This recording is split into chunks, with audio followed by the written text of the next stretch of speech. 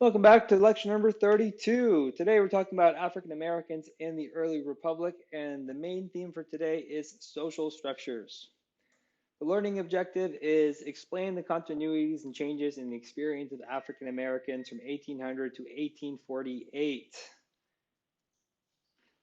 So we have two key concepts for today. The first one deals with anti-slavery in the South. Anti-slavery efforts in the South were largely limited to unsuccessful slave rebellions. Now, these unsuccessful slave rebellions usually were failed because the people who were planning them were found out or they were betrayed before the rebellion, as Denmark Vesey's rebellion um, in the early 1800s.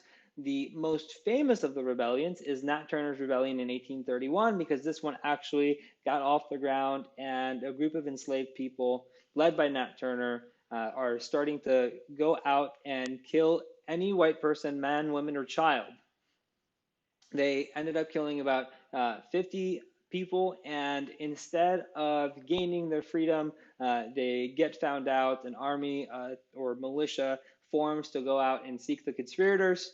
Um, Turner gets caught and he's executed. But before he's executed, he is interviewed and gives a full confession. Turner believed that he had been called upon by God to lead this rebellion. And as you can see, the portrayal of the massacre or the rebellion was very, very brutal. They made Turner and his co-conspirators to seem as evil and very, very harsh. And in response to this, all the white southern states are going to pass harsher slave codes that are going to make it more difficult for another insurrection like this to take place. There were other forms of subtle resistance.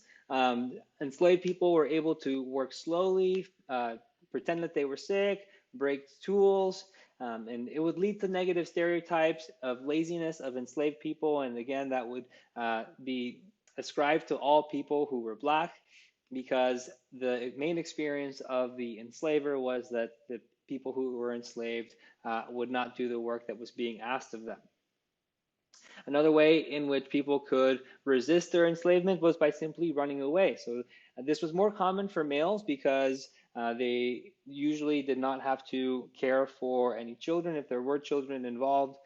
And there were some women that were able to get away and find their way through. One of the best accounts is written by Harriet Jacobs, in which she details her journey to try and escape her enslavement. And common to many women that were trying to escape slavery, she had to go back for her child because it was very painful for her to leave her behind. The use of the Underground Railroad begins in the early 1840s, and it will continue all the way up until the Civil War. Anyone who escaped up to the north was still at risk of being found out or being found by a bounty hunter that would bring them back to the south. Sometimes free Black Americans living in the north were still at risk of bounty hunters for being mistaken for someone who had run away, and then they would be brought back into slavery. And that's another account that was written and became very famous. It was made into a movie called 12 Years a Slave. All right, so continuing on, enslaved blacks and free African Americans created communities and strategies to protect their dignity and family structures, and they joined political efforts aimed at changing their status. So for communities, we see the beginning of a black church congregation, the African Methodist Episcopal Church, which is still around today, is created in the early 1800s. This is because in the North, the white congregations would worship separately than the black congregations, and so Black Americans decided to create their own churches. Marriages between enslaved and emancipated partners in the South were common, and that's one of the reasons why there were still people who were black people who were free in the South and chose not to leave the South because they had family or wives or spouses. Now, the offspring of these marriages would always follow the status of the mother. So if the mother was free, then the child would be free. But if the mother was enslaved, then the child would also be enslaved. And oftentimes, if that was the case, the father and the mother would try to work and get money and wages in some way to try and purchase the freedom of the child. Sometimes that was allowed, but it was always at the discretion of the enslaver. Because families were at risk of separation at all times, anytime that someone was sold off into a different plantation that had no kinship or that was young and vulnerable, the enslaved people at the plantation would create surrogate families. So these are families that were not blood related, but since there was no other way for people to get care, especially for young children, they would be taken into the surrogate family.